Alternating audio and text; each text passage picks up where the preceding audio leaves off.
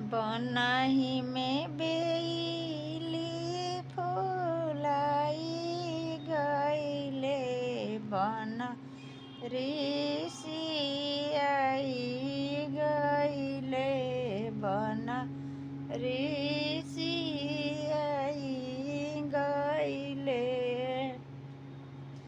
अथवा पसारले श्री रामचंद्र आज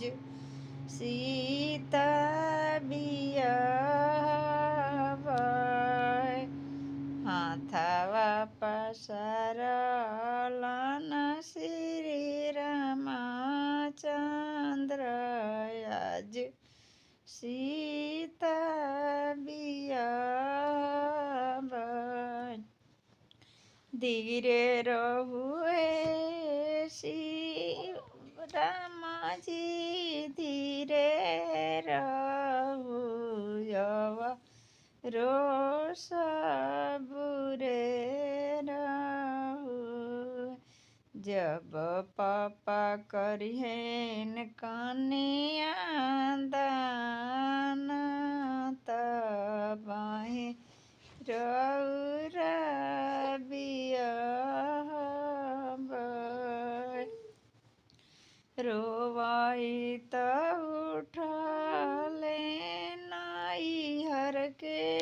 लोगवा हंस इत ससुर लगवा ताली ठोकी उठाले श्री रामचंद्र आज गौरी बियाहबै ताली ठोकी उठाले श्री रामचंद्र आज गौरी बियाह डोलिया के पासा धैले गोविंदा भैया छछनी रोवे आजू बहनी घरवा हमार सुना कैलू चली भैलू ससुर रंगलिए रोई रोई बोलाली खुशबू